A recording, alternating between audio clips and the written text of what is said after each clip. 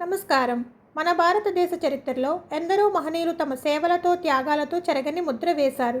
ఈరోజు వీడియోలో అటువంటి ప్రముఖ వ్యక్తులు మరియు వారి బిరుదుల వెనుక ఉన్న ఆసక్తికరమైన కారణాలు తెలుసుకుందాం. మొదటగా, మన జాతిపిత, భారత స్వతంత్ర సమరయోధుడు మహాత్మా గాంధీ. ఆయనకు మన దేశంలో ఉన్న గౌరవప్రదమైన బిరుదులు ముఖ్యమైనవి: జాతిపిత, బాపూజీ మరియు మహాత్మా.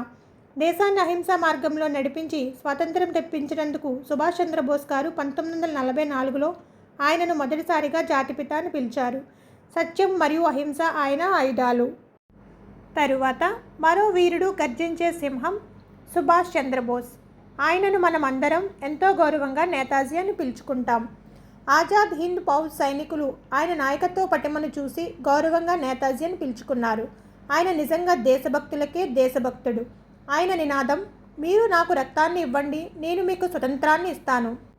ఇప్పుడు మరొక మహనీయుడు, ఆధునిక భారతదేశ శిల్పి సర్దార్ వల్లభాయ్ పటేల్. ఆయనను మనం గౌరవంగా భారత ఉక్కు మనిషి అని పిలుచుకుంటాం.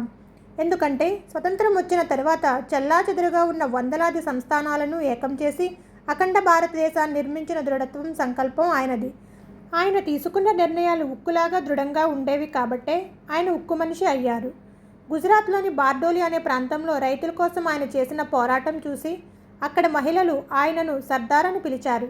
ప్రపంచంలోనే అతి ఎత్తైన విగ్రహం స్టాట్యూ ఆఫ్ యూనిటీ ఆయన గౌరవార్థం నిర్మించబడింది. ఇది ఆయన చేసిన దేశ ఐక్యతకు నిదర్శనం. తరువాత మేధావి, ఆధునిక భారతదేశ దిక్సూచి డాక్టర్ బాబాసాహెబ్ అంబేద్కర్. ఆయనను మనం గౌరవంగా భారత రాజ్యాంగ పితామహుడు మరియు ఆధునిక మనువు అని పిలుచుకుంటాం.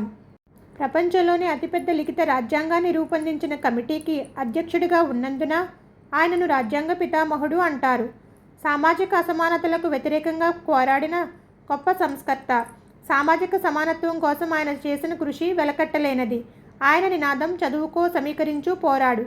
మనం ఈరోజు అనుభవిస్తున్న స్వేచ్ఛ, సమానత్వం వెనుక అంబేద్కర్ గారి కలం బలం ఉంది.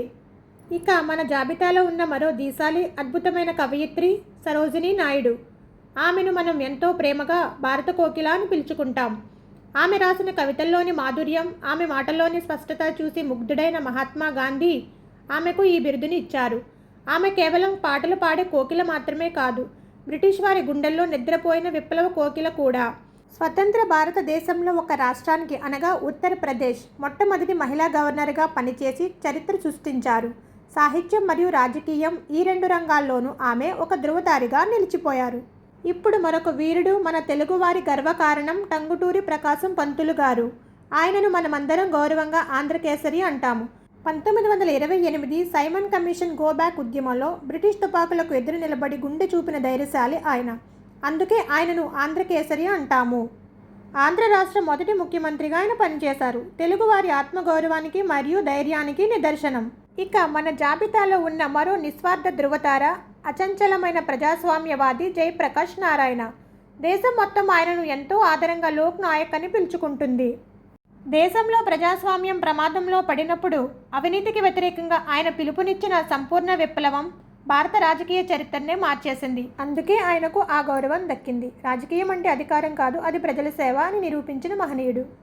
ఈ మహనీయులందరి బిరుదులు కేవలం పేర్లు మాత్రమే కాదు, అవి వారి త్యాగాలకు, పోరాటాలకు మరియు దేశం పట్ల వారికున్న అంకిత భావానికి నిదర్శనాలు. ఈరోజు మనం చర్చించుకున్న నాయకుల్లో మీకు అత్యంత ఇష్టమైన వారు ఎవరు? తప్పకుండా కింద కామెంట్ చేయండి.